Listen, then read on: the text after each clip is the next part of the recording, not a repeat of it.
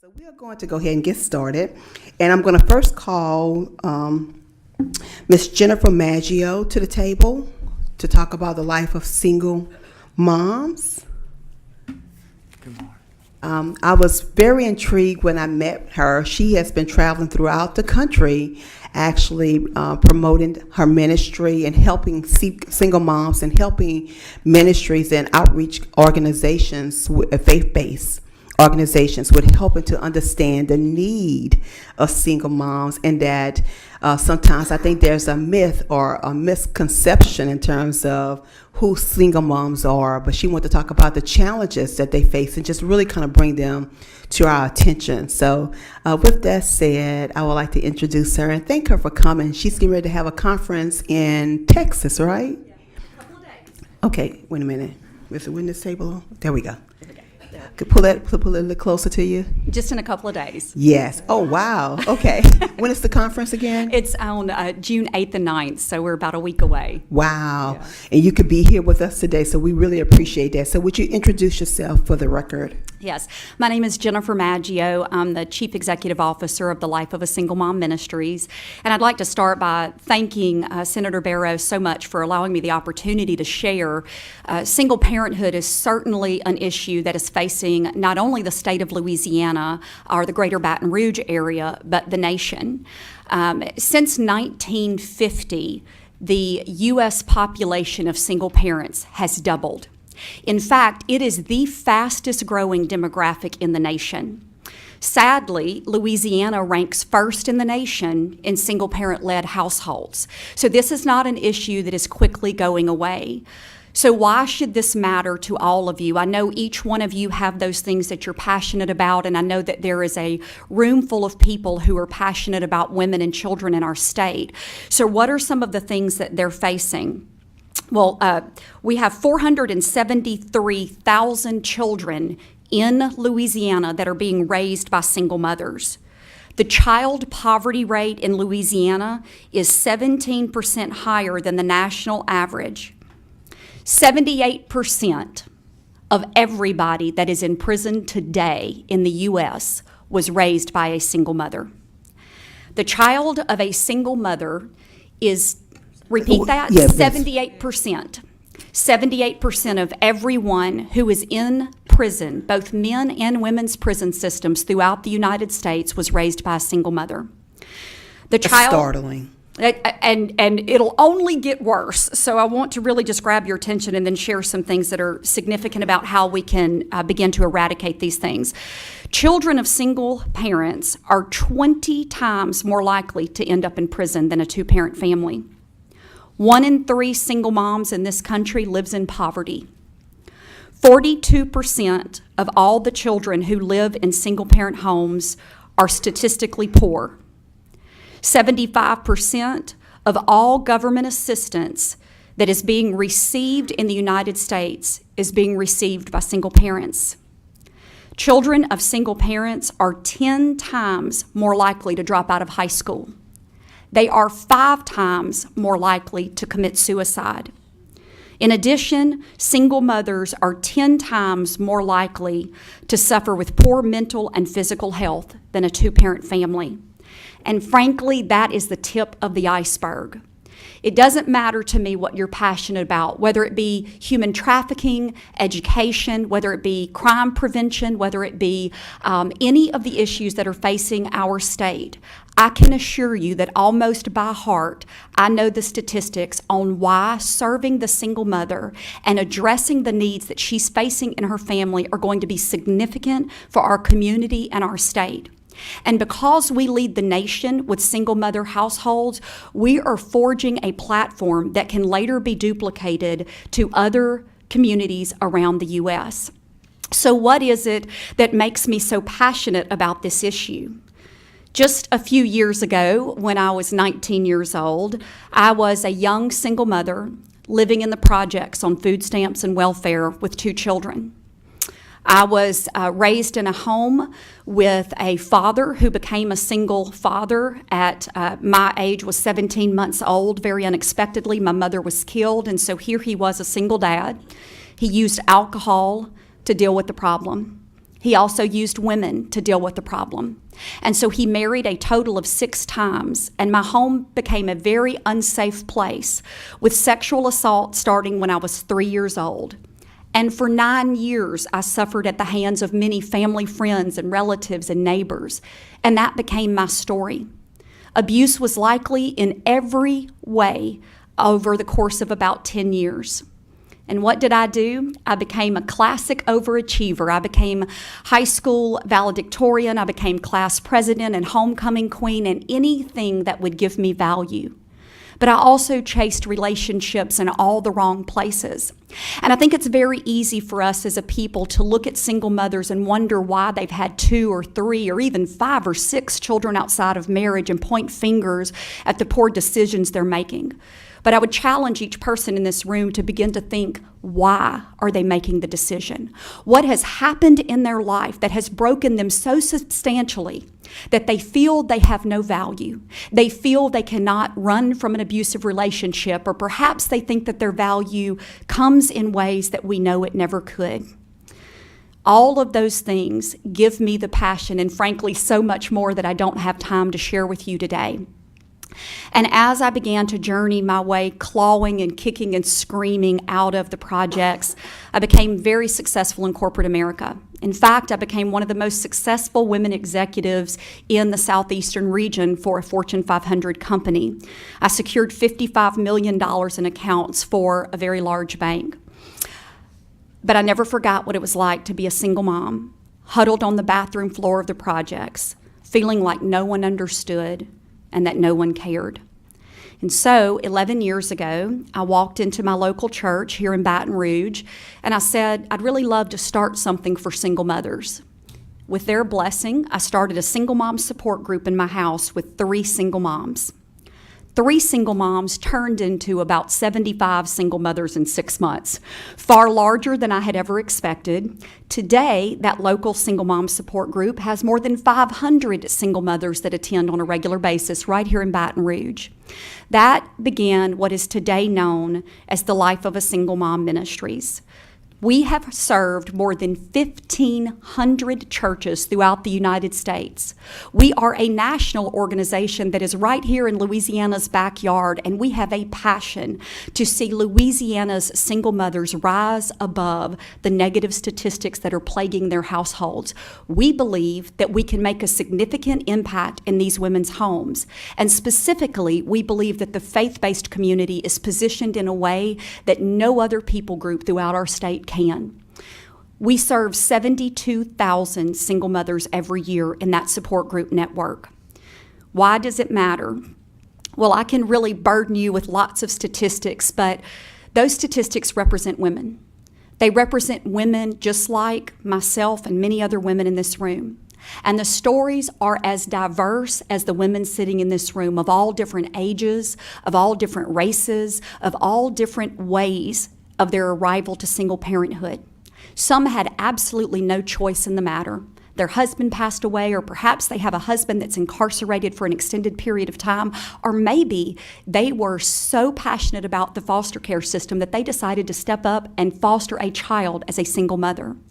There are also women that are very much like me, who made some poor decisions that resulted in having children outside of marriage. But you know what? Today, those children are 22 and 21 years old. They are both college graduates, and they are both more than successful in every way. And they have eradicated some of those things that I've shared with you. So why does it matter? Well, let me just read one story of a mom that's been impacted. She wrote to me. In fact, she put the letter in my purse when we were having a local single mom support group. She says, I came to a single moms group a few years ago as a last-ditch effort. I was a broken mess, and I thought I had no heart or no soul. Raising 3 children, one with special needs, had taken everything out of me. I only came to the group because my best friend asked me to. I was ready to give up. I had begun to plan my own funeral. I had a binder with all my funeral arrangements. I had picked out my outfit. I had even recently given away my car. Nobody knew. I still had a smile on my face, but deep down I was broken. I came into that group with no hope, but I left differently. I left with a group of women who were facing the same sort of challenges that I was, and somehow they were doing it. They were making it. I decided to go back again.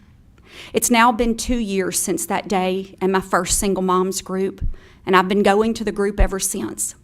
I even now volunteer on a food team to help serve others. You never knew this, Miss Jennifer, but you saved my life 2 years ago. Thank you for what you do every day. It does make a difference. We have hundreds and hundreds of stories exactly like this one that are in a file in my office because you see the work gets hard every day, as you well know. So what is it that you can do to impact single moms? First of all, if you're a member of the faith-based community and your church does not have a single mom support group, you need to start one. Nationally, 2 out of 3 single mothers do not attend a local church. And I don't care what your passion is. If you're a believer, that should really compel you to action. You begin a discussion with your pastor or priest about how to get something going for single mothers. And then we help you run the program, maintain it, and expand the work to find those single mothers that don't feel comfortable in the local church. Additionally, if you work in a large employer setting, we have helped start in the local hospitals single mom support groups. We've helped start single mom support groups at very large employers in town. They can pretty much be started anywhere. Do not discount the gathering of a group of women who have a common interest. Do not discount how it will impact change, how they will rally behind one another to mentor one another along the journey. They know where the best babysitters are in the state. They know where the best education opportunities are and even jobs that are available. And we are seeing change. I'll close with a couple of things that have happened in our support groups that I think will make a difference for you. Number one, 94% of the 72,000 single mothers that connected to a support group last year said that they felt more empowered to take on life challenges after attending. 72% of those women attended at least 8 support groups, which means once they get planted somewhere, they stay. In the faith-based community, it might be important for you to note that churches who had a single mom support group saw a 58% increase in the number of single parents who attended their church. And I think that should get some pastors and priests pretty fired up. We saw an 8% increase in women who started an emergency savings account because we teach financial education in these support groups, and we also teach parenting education as well as health and wellness. And finally, we saw a 10% increase in home ownership among single mothers that were attending the support group for 1 year or more. That's just a few things. And so I thank you so much for the opportunity to share. I hope that you'll consider connecting with us. If you simply Google the life of a single mom, we'll pop up, and there are ways there for us to get connected. So thank you so very much for your time and for the opportunity. Thank you so much. Yes. Don't leave. I have buttons up here pushed. First of all, I just want to say thank you because when you and I spoke last week, you did not go into all the details of the information you have shared here, and it has just really just blown me away. Mm-hmm. I really appreciate what you do in your obedience to continue to serve others and to know that your work is not in vain. You have made a tremendous impact, and your testimony was so thorough because I was like, okay, what can we do? Mm-hmm. And so you gave us some ideas of things that we can do that actually don't cost any money, and something that I think each of us can play a role in terms of impact and change. But again, I just want to say thank you so much from the bottom of my heart. I look forward to working with you more. I envision that we'll be doing a lot of things together because there are some things that I would like to see done. But again, thank you so much for your testimony. So my board is lit up, and I'm going to start with Senator Mizell. Thank you, Ms. Chairman. What a compelling story you had, and you tell it beautifully. God bless you for being able to get through the emotions I know you're feeling when you're telling it. But this may not be a popular question in this room. I'm just wondering how many single fathers do you have lately I've run into, to me, it's a phenomenon of fathers raising children alone. Yeah. And it's my generation that was unheard of, but now I see it's more common. And I'm just wondering, do single fathers, are they involved in your group, or are they welcome, or how do you handle that? They are. There's a couple of things. One is that most of our groups are gender exclusive. And so when we talk with churches, we say, hey, launch a single dads group as well if you're seeing that need in your community. Statistically, most single mothers have domiciliary custody. And so that's why our focus is there, is where it's where the greatest need is. Right. But we also see that churches and other community groups are starting co-ed groups. Now, of course, the only dynamic there is that men and women learn and fellowship a little bit differently, and of course that opens up other dynamics when you do things co-ed. So it's really the church, whoever launches the group, it's important to note, whether it be a local hospital or a church or community group, we are a consulting service, and so they still have the ultimate authority over how the group runs, who's invited to the group, frequency of meeting dates. We just retrieve all the data and continue to support it so that it doesn't dissipate. But you do have involvement. We absolutely do. In fact, on our website, we have a section for single dads of both local and national resources. Great. Yeah. Thank you, Ms. Chairman. Oh, thank you, Senator Mizell. All right, Senator Mills. Thank you, Madam Chair. I'm sorry. Thank you, Madam Chair, and thank you for doing this. This is great. Your testimony was great. Would you be kind enough to provide for the committee, and we can provide for the different House and Senate members, the statistics that you presented to the committee? Would that be okay for you to share with us? Yes. You want me to just email a fact sheet? Yes, Okay. you could do that, and we can make sure that everyone receives it. And then what I'm thinking is, between all the House members and the Senate members, there's 144 of us, and we have our own communication staff.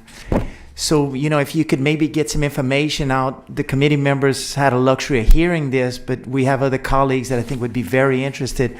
I think if you can get some information, and maybe the chairman's staff can get you connected with the House and Senate communication staff, I think we could really get this message out, because each and every one of us in our Senate and House districts have, people that we deal with the faith base on so many initiatives, that I think we could spread the word beyond this committee if you'd work with us on it. Yeah, I think it's important to note that lots of church leaders will say, well, we don't have any single moms in our church, so we really don't need a single moms group. And my response would be, you certainly have them in the community, so that's problem number one, that they're not in your church.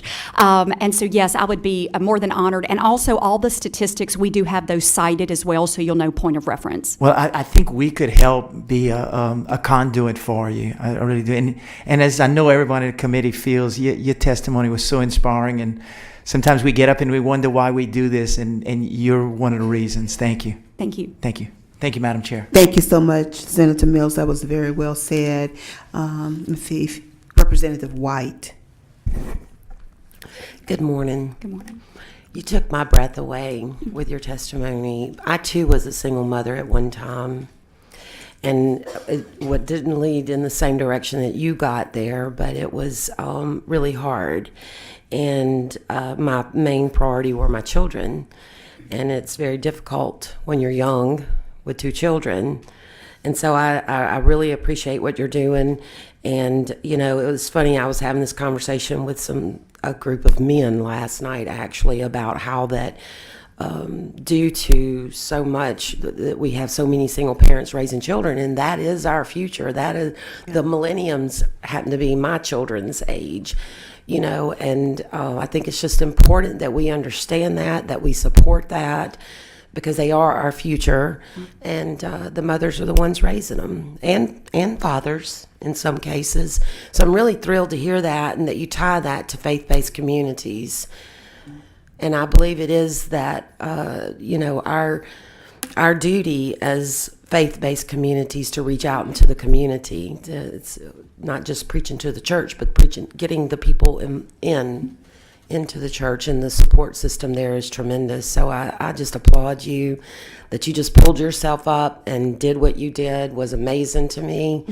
It's hard, isn't it? It's a hard deal to do. You have to work harder, smarter, I know. And Yeah, I can here- remember a time bringing those babies in on a blanket, and I was in sales, and I would outbound phone calls for 10 hours and just have those kids on a blanket doing it, because if I didn't work, those kids didn't eat. And so that's what so many single mothers are doing. That's exactly right, and I applaud you for that. I've been there myself, and it just really, I was stunned this morning to hear this, and so glad, so happy to hear that there's some efforts and that you've been doing this kind of work. And I would like to be able to talk to you about this later so we can exchange some information.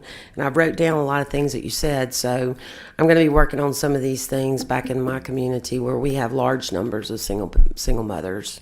Thank you. Thank you so much, Representative White. Very well said. I believe this is now Senator Johns. Thank you, Madam Chairman. I'm not Representative Jackson this morning, but I'm Senator Johns. I don't actually sit on this committee, but I do a lot of work with foster care and adoption. And so every year I do sit in on this. Your testimony this morning really hits home with me because my only daughter, who is adopted, is actually a single mother right now, and with 2 children. Fortunately, she has a strong family base back home. And fortunately, and just going back to your testimony, she's very strong in her faith and very active in her church. So she has that going for her. She's going to be fine, I think. But I see it every day out in the community, those that really struggle with this. I hope that we can expand this program into other communities. I represent the Lake Charles area.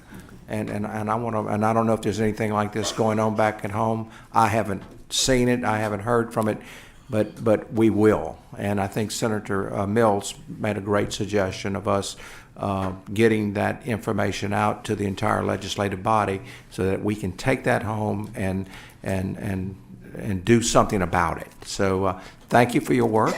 You're an incredible lady, and our state's very fortunate to have you. So thank you for being here today.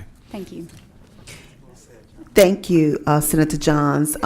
Again, your testimony has just been, just so powerful and so incredible. And again, I just thank you for your obedience, and I thank you for your continuance, because I know at any time, and I know there probably were many times that you wanted to kind of just throw in the towel and quit, but you didn't. And as a result of it, so many women are benefiting from it. So many women and children are benefiting from it. So we wish you much success in your conference. That's June 8th through the 10th.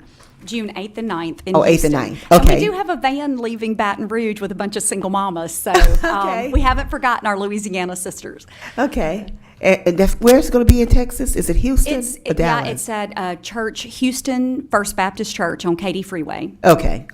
Well, again, we thank you, and this is right here in Louisiana, and to know that we're number one, something that's not good, we certainly need to change that, and I believe that we can. Yeah. So we look forward to working with you, and hopefully maybe you can come and give us an update, and we can begin to see these numbers trend down. Yes. Yes. Amen. Thank you very much for your Amen. time. Thank you, and have a good day.